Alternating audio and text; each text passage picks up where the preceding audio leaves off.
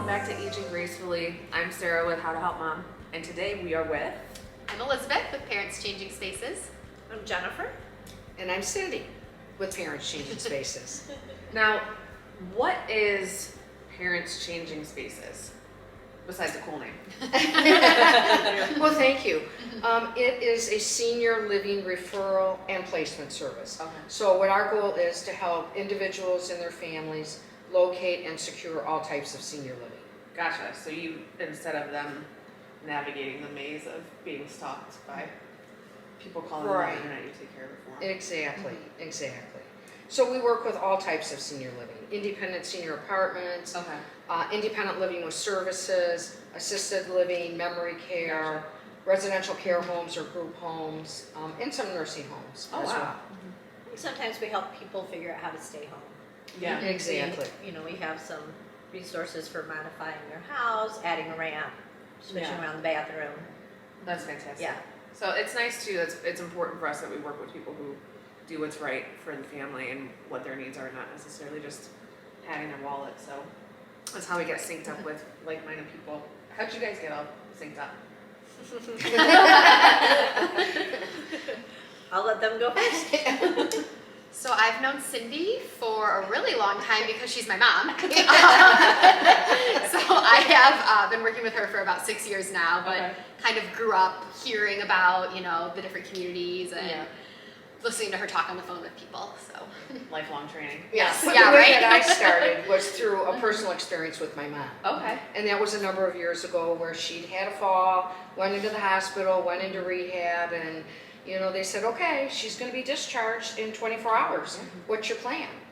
And of course, we didn't have a plan. Right. So, we, A bottle of wine and a panic attack. well, right? yeah, we sat in a restaurant and cried. Yeah. So it That's kind a of good started idea. We from should put there. a label on a bottle of wine and give that to all of our clients. Oh, yeah. I like it. Before Wine we with start, us. Right?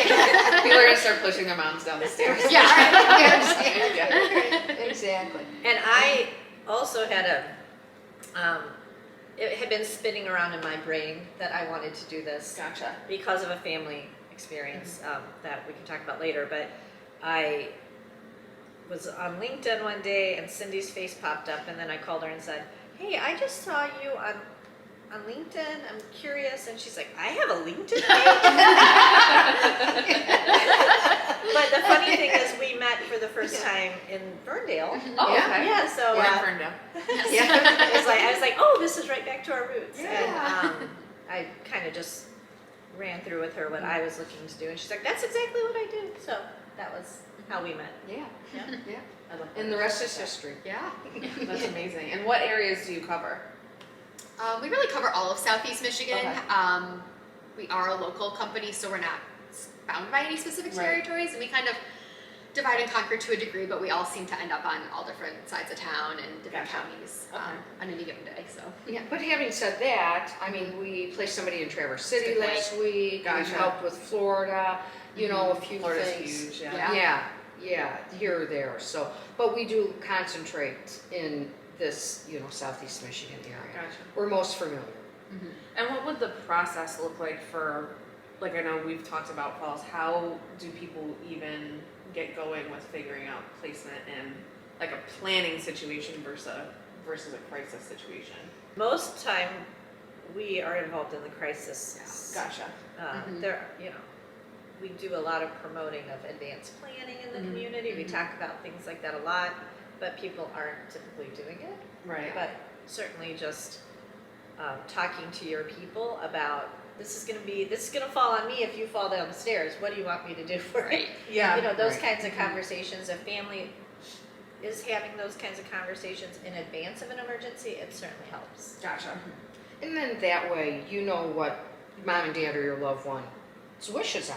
Right. So that, that helps. There's We're in a It's crisis. so much trauma It's- on somebody yeah. who's Yeah. having to make a decision for somebody sight unseen. Sometimes, not to go into all the details, but if a delirium sets in or a dementia, you're not even able to talk about it. So Right. it's very tough for decision makers, for family, adult children, Yeah. husbands, wives, whoever you're trying to help. Who typically, is there a typical family member that ends up doing the decision making, or is it? Oh, the daughters. Yeah, I was gonna Yeah. say. Typically. The oldest daughter. We have the Yeah. oldest daughters. Yeah. Yep. Yeah. I'm always impressed when it's the son. I mean, Mhm. very often, the sons are, they certainly carry the weight when they are the person in charge. Yeah. To make the right decision, it's just not as common. Gotcha. So we talked a little bit about most of the time people call you in a crisis situation. What is the typical response time for a crisis? Like, say, a lot of times they had a fall. A lot of people don't understand this timeline. So could you guys speak a little bit more about what they can expect when or if this happens? Typically, if there's a fall, oftentimes you'll go to the hospital and you might be there for a few days. Then people tend to go to skilled rehab. Insurance is giving you about 20 days there, which is not a ton of time to, try to get stronger, see what your abilities are going to be, and then make a plan if you can't go home. So, we encourage people to start that process on day one, but it's often hard to know what, family members' abilities are going to be. Right. Well, and I think typically families will procrastinate, as we all would, and they're kind of waiting to see, well, how are mom and dad going to progress? Are they going to be able to go back home? What are their needs going to be? So very often, I think they wait, till 48 or 72 hours before the discharge, Right. and then, and then call us, which we're able to handle. Right. We are able to, set up appointments, set up tours. We tour with our families also, and get it handled, and then help to orchestrate getting them situated, transitioned into a community, set up physical and occupational therapy, a pharmacy for medications, Yeah. durable medical equipment, whatever's needed. Gotcha. So, I think that there's this idea still floating around. I certainly since COVID, things have changed in the amount of time you're able to be in skilled nursing for rehab. Everybody's like, oh no, we have 90 days, we have 120 days. I'm like, you're gonna have 14 days. Yeah. And so And your that- insurance that's, is in charge of this, not Right. you. yes, Yeah. exactly. and then there's also a good number of people that will be, insurance just says, oh, we're not gonna approve you for rehab. And so that's when Then it's like a panic. then you're discharged from the hospital, you have nowhere to go. So usually I talk a lot about, even if this is just a plan B, obviously plan A would be to go home, Right. but you need to be prepared today for plan B because it might be coming quicker than you think. For sure. What we have in real estate a large misconception that, mom or dad needs to go into a nursing home and that's it. I don't think a lot of people know the types of options for where you place people. Can you go through kind of some of what those spaces look like and what some of the typical families that go into different kind of spaces have in common? I'll let these guys answer that, but I will tell you that so often we walk in and mom or dad's like, oh, well, I could live here because they're just picturing where they visited their great aunt who was in a Right. nursing home, shoved in the corner somewhere staring at the wall. Like it's deep down inside them what they experienced as a kid is where they think. And they call everything a nursing home. Right. Everything's Right, a home. exactly. Yeah. Yeah. So while we don't have the benefit of the resident or the client who's actually going to be living there going on tours all the time, it typically when they are involved, they're like, oh, this is great. I had no idea. Yeah, right. But you can maybe talk about the different types of communities. Well, they're everything from kind of an apartment building that will have activities and just sort of an apartment building, whereas some of them are actually like a cruise ship. Okay. They have beautiful dining rooms with chandeliers and wine cases and community rooms and libraries and computer rooms and exercise rooms and swimming pools and it's One is- community in the area just put a pickleball court in. Oh, that's awesome. And I'm going to move here. I said, you only have one pickleball court? That's going to be busy. Yes.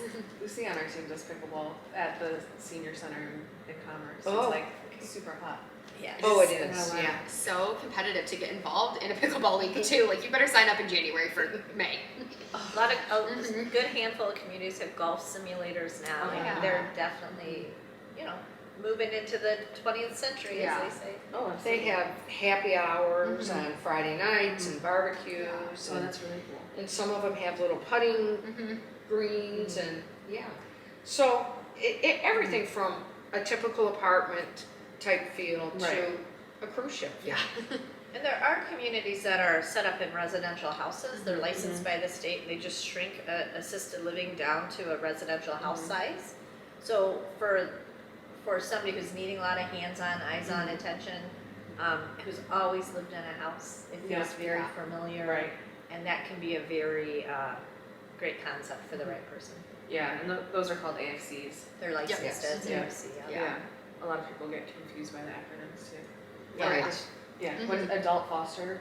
Adult foster care, Yeah. which is, The name's so strange. I know. Yeah. but it's given, the licensing group is the same, so Mhm. it's just based on how many beds you have. 1 to 20 beds, Mhm. that's the name of your license. Right. Gotcha. And then if you have 21 and more, you're called home for the age. Mhm. Gotcha. So it's not its own, you know, I think people think it's, well, you know, this And whole group home theory, you know. Right. I dislike that word. We try to use residential care. Yeah. Right. I think, yeah. Yeah, it's more appropriate and less And it's less licensed. abandoning sounding. Yeah, Right, yeah. exactly. Yeah, most of the ones we work with are licensed for the age too. It's not Yeah. a combination of, you don't have a 30-year-old living with an 80-year-old, you know, those are Yeah. two different types of communities. Yeah, yeah, that makes total sense. What is a situation for someone financially? How should they prepare for this? Because I know that that can be limiting or surprising for people, and especially if they haven't planned. Right. They're listening to this maybe. Well, it's sticker shock, Yeah. that's for sure, you know, like buying a car too. Right. But there are ways Mhm. to prepare, Mm-hmm. buying long-term care insurance Gotcha. and saving Your money. Yeah. Yeah. When we go through the process of the conversation with families, we talk about primarily three things. Mhm. And one of them is budget, and we talk about what does your income look like. There are some benefits that are out there that can help pay for senior living. If you're a veteran, there's a good possibility there's something out there for you. If you qualify for something called the My Choice Waiver, MI like Michigan, My Choice Waiver, that's an arm of Medicaid that can help pay Okay. for some of senior living. So we go through all of that. Gotcha. That's super helpful because anything that has to do with Medicaid, our Medicaid person's fantastic, but Mhm. it's like made to be confusing, so it's nice that you guys have this. Right. Right, exactly. Well, and it's this umbrella, so people are like, oh, I don't qualify for Medicaid. Well, you don't qualify for the insurance maybe, but Right. this is a little bit different Mhm. program. Long-term care is even a different Mhm. program, so understanding the ins and out of that. What we do is we understand the basics, and then we Mhm. have, people we can hook you up with to help you know if it's for sure The or not nitty-gritty. sure for you. Mhm. Yeah. Makes sense. Okay, so you guys obviously help people in like really stressful situations. What are the most common emotions that your families are going to need to navigate during the process that you see, just so they can be prepared for that? I mean, I think a big thing is grief. You're, grieving that your mom or dad or other loved one might not be, the same person that you've Mhm. always known, whether that's physically or you have memory issues, Alzheimer's and Mhm. dementia. And kind of like we said, the sticker shock, I don't know if that's really an emotion, but, Yeah. thinking about those things, it's a really overwhelming situation. But I would say grief is kind of the big one. Grief, and also there's, a lot of family drama, so Yeah. there's a lot Yes. of anger sometimes. I mean, I can't believe how many times people say, I'm just doing this because it's my job, but my mom and I haven't had a relationship, or, so there's a lot Yeah. of the fear, being afraid, like I said, making a decision for somebody else is really tough and Yeah. can be traumatizing, but I think every emotion Yeah. Yeah. is out there, Mhm. I don't really know all the stages of grief, or grief, but there's a lot of them along the way to getting a lot to. of ups and downs. Yeah. How do you guys navigate working with people when they're feeling that emotional? One of the things I always tell people, and I love that the senior industry, for the most part, there's a few companies that don't follow this, but nothing really has to be permanent in senior living. It's really set up. The communities, for the most part, are a month-to-month contract. Gotcha. And so, because you're in this acute situation when you're making a decision and everybody thinks, well, what if she gets back up on her feet and she, Right. and sometimes that happens, you know, we've had, especially again, and I'll stop referencing COVID, but we had to do so many out of the box things where people were making choices that were able to be temporary and they weren't locked into anything major. Gotcha. So that settles down the emotion some, I would say, when you're just realizing, okay, this doesn't have to be forever. Yeah. Right. You know, I think too that a lot of times family members have been advocates for their loved one for so long, and they're emotionally and physically exhausted, and to just kind of say, I said to someone a couple of weeks ago, you know what, if you place your mom in this senior community, now you can visit her, you can be her daughter again, not her caregiver, not the person that's that's a great doing point. it. And she actually started crying. But I think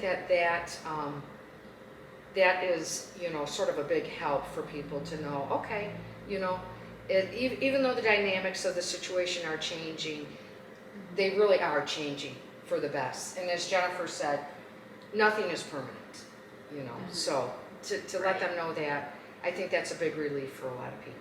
Yeah, I don't think people even at that point have the capacity to think even beyond like what's going to change and what's going to be different, because you just feel like you're putting out fires in that situation. So we've been talking a lot about the caregivers' reactions. What are some of the parents' reactions that you guys get after or during placement? Before placement. Yeah. I'm not They, going. they Yeah, they're certainly never happy. they don't make it easy on their kids, No. for sure. Yeah. They'll say things like, I don't know, Yeah.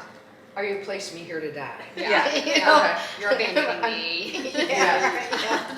You don't love me anymore. Right. But then you have the experiences like this one family I worked with, the son just cried. He cried for weeks. And then he called me and said, can you believe it? I called my dad to tell him I was coming over. He'd maybe been there 48 hours. Yeah. To tell him I was coming over today, and he said he was going to bingo and I'd have to come later. Like all those tears I cried, you know. So that's always kind of a, I mean, we love it when that happens. Yeah. obviously. Yeah. Well, and they do say it's harder on the adult children is. than it is on the loved one Yeah. that's Yeah. gone. So And I think they're always pleasantly surprised. I can't tell you how many people have said, oh, my mom or dad, they don't want to do activities. They're going to be in their room all day. They come over and they're playing bingo with everybody. Right. They're, at the center of attention and they're Yeah. really enjoying themselves. Probably the big one is that everybody says, oh, my mom doesn't want to go to the dining room. Oh, She'll yeah. never go there. Right. And they're like, yeah, she'll be first in line. Like, I promise you, she's going to go to the dining room. Yeah. So, We find that too, because typically when, we're called in for a real estate situation, it's in the process of somebody being placed and we're in touch with the families a lot. And I found a lot of times that after someone's placed, their health also improves. Oh, you oh, know? yeah. So that's always, I always tell people, like, in my experience, they actually like the social stimulation blossom and a little bit. yeah. right. I had a guy tell me at the end of his life, he was well into his 90s and he'd been a caregiver for his wife forever, and they had to move to a place that could accommodate her. Mhm. And then when she passed away, he moved to a place that was a little bit more independent. Yeah. And he said they were some of the best years of my life. He started the men's club. He Oh. coordinated all of the outings for the boys. I mean, he Oh, I just know who you're he talking really about. just loved it. Yeah. Yeah. So sweet. Yeah. I love hearing experiences like that. And I think it's a lot of it's just the fear of the unknown. Mm-hmm. Right. Absolutely. And Well, leaving and yourself. isolation isn't great. So, I mean, if you're everybody wants to be home, but then you're by yourself. Right. And so Like this, TV's your best friend. the Right, reality yes. that when you get, I think about my dad, he went for coffee every morning with his buddies, Mhm. and then if he had lost his ability to drive there, what would he have done? Here you can just walk right out the door Right. and go find Right. some buddies to have coffee with. Mm-hmm. Yeah, that's a huge thing. It's also just the relief once people have moved of not being afraid to fall anymore and their kids not, having the anxiety anymore of like, you know, what's gonna happen if mom or dad take a fall. Right. The family dynamics I've seen that improve too over time. Oh yeah. Yeah. Well, in addition to the health aspect of it, now they're eating balanced meals and 3 times a day, and there's someone there that can help pass meds, which is Yeah. often a huge problem with seniors. They don't take their medications Right. properly, so that and the socialization, I Yeah. think, are the biggies, so. What are some signs that folks should be looking out for? Because, you know, sometimes if your parents aren't taking their meds, or, you know, if you don't really know what to look for that says, hey, you might want to start having some of these discussions. Yeah, I think you know, forgetfulness is one thing, and you know, the biggest thing I like to say is look for a change. I mean, some people have been forgetful their entire lives, but if mom, you know, never missed an appointment and is now missing things, that might be a sign. Gotcha. Or like food going bad in the refrigerator, if they're maybe not eating, Not house changing isn't their clean. clothes. Yeah. Piles starting to, Yeah. my one client she's like, my mom has to have 5 of everything on the counter. Like, she doesn't put anything in the pantry. And it was her way of she knew that she was forgetting where things were, so she just kept them in front of her. Oh, You know, gotcha. so she would, you know, we all build little tricks to Yeah, manage for as long as we can until we can't. Right. Yeah. that's a good thing to look out for.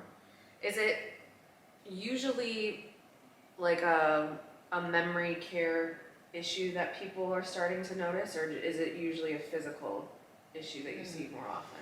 Probably kind of 50-50, I Okay. think. It's tough. Yeah, a lot of You know. times there's only a bathroom on the upper floor, and mom and dad can't get up, and you know, maybe dad Right. fell down the stairs or mom fell down the stairs, so they tell her not to go up until bedtime. So that structure of the house, when it's physical, can be a bigger issue. And what does memory care mean for people who aren't familiar with the senior industry? It's kind of an approach to care, I would say. Yeah. Yeah. And a physical building, you know, depending on the requirements, what somebody's needing. Could be a secure building, but I think a lot of times it's the approach to care. Gotcha. Someone who's become very forgetful, you know, isn't remembering to take their meds or brushing their teeth, or God forbid, walking out of their house and getting lost, Gotcha.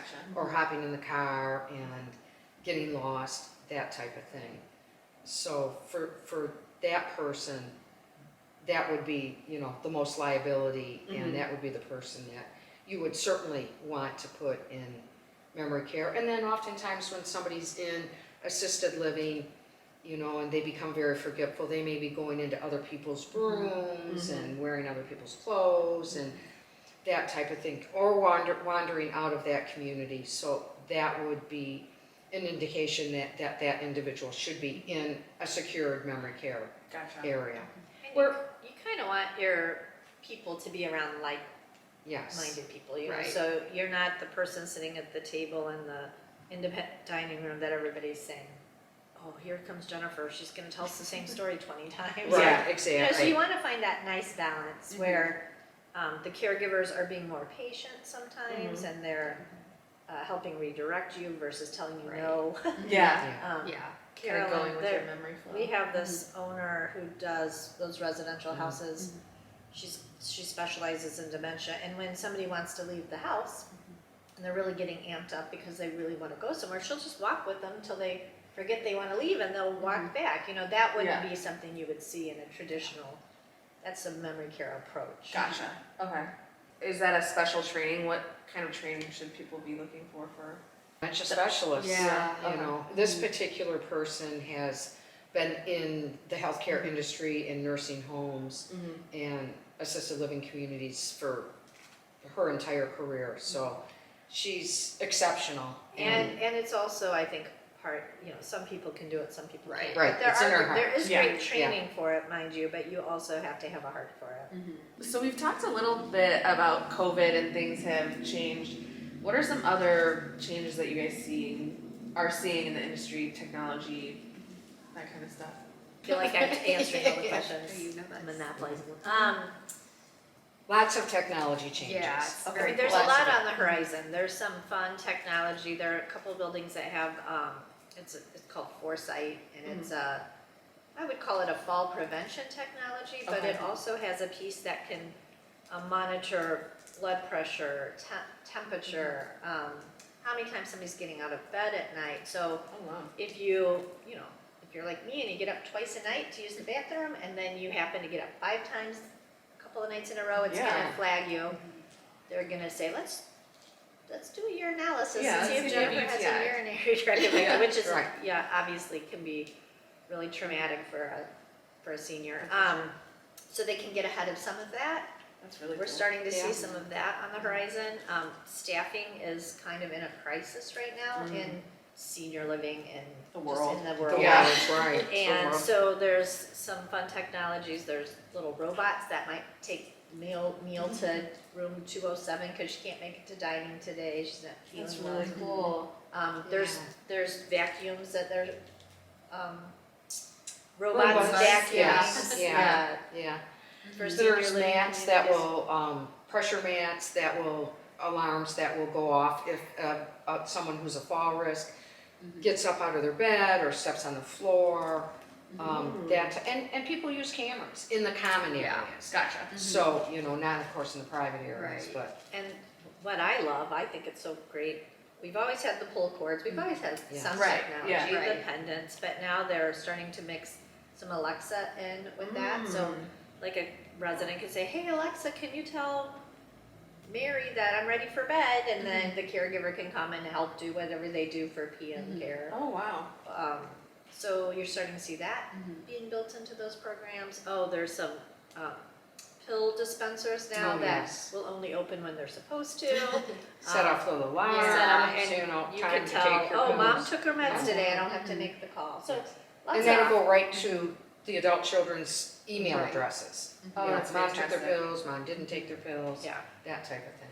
What a relief. Yeah. Yeah, Mm-hmm. yeah, what a help, what a lifesaver. Oh, Literally. Literally, yeah. That's so Yeah. true. You guys are lifesavers. How do people work with you? Thank you.